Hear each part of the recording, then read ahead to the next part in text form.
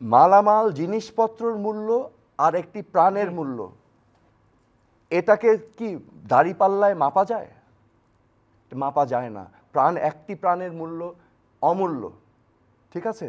So আমি যেটা বলতে চাচ্ছি এখানে, এই যে ক্ষয়ক্ষতি হলো এগুলো আমরা ভবিষ্যতে গড়ে নেব, কিন্তু এই যে শত শত মানুষ তাদের স্বজনদের হারালো, তাদেরকে আপনি কিভাবে সান্ত্বনা দিবেন? একটু জিজ্ঞেস করেন ওনাদেরকে, আস্ক দেম তারা কি চায়।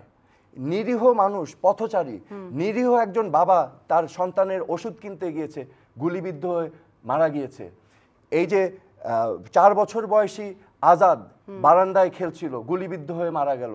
এই যে পানি দিতে গিয়ে মুগ্ধ মারা গেল, তাদের পরিবারকে একটু জিজ্ঞেস করেন। They will say one thing, বিচার চাই।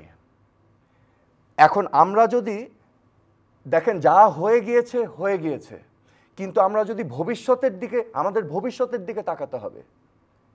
ভবিষ্যতে যদি এগিয়ে যেতে চাই, তাহলে মুখ্য জিনিস যেটা, আমাদের শান্তি লাগবে। কিভাবে আসবে? এবং শান্তি আসতে হলে শান্তির আগে জাস্টিস আসতে হবে। এই যে স্বজনহারা যারা হয়েছে তাদেরকে জাস্টিস দিতে হবে। তাহলে আপনার বিশ্লেষণ করতে হবে যে এই হত্যাকাণ্ডগুলো কে করেছে, কারা করেছে। প্রত্যেকটা ইন্ডিভিজুয়ালকে আইডেন্টিফাই করতে হবে। আইডেন্টিফাই করে ইন্ডিপেন্ডেন্টলি, ট্রান্সপারেন্টলি, তার মানে স্বচ্ছভাবে অ্যাকাউন্টেবল করতে হবে, যাতে মানুষের মনে স্বস্তি আসে আইন শৃঙ্খলা রক্ষাকারী বাহিনীর প্রতি। বুঝাতে পারছি আমি জিনিসটা?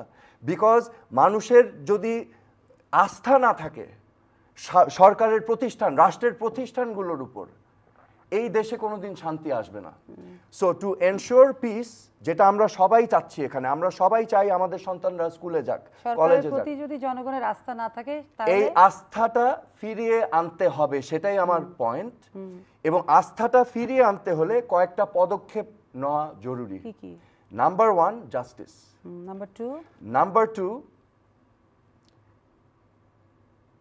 এখানে শিক্ষার্থীদের যেই দাবিগুলো আছে, ওই দাবিগুলোকে সিরিয়াসলি নিতে হবে, এবং যেগুলো যুক্তিসঙ্গত সেগুলো আলাপ আলোচনার মাধ্যমে তাদের সাথে ডিসকাশনে বসে সলিউশনে আসতে হবে।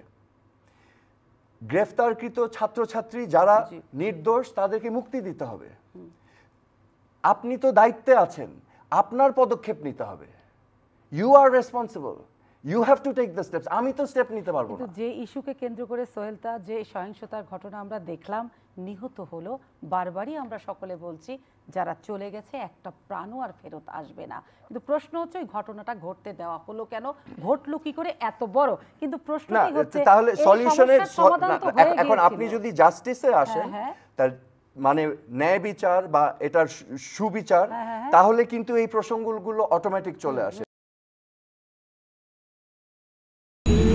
বসন্তের মায়া মাখা রোদ, আর দক্ষিণের বারান্দায় তুমি আর আমি। আপু যেদিন বিয়ে হলো সেদিন ঝুম বৃষ্টি হচ্ছিল।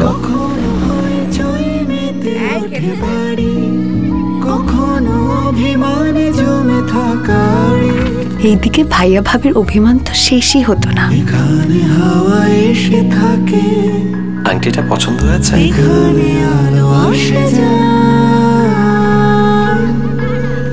প্রতিদিন এমন ছোট ছোট মুহূর্তগুলো তৈরি করে জীবনের গল্প। Hatil, live and relieve.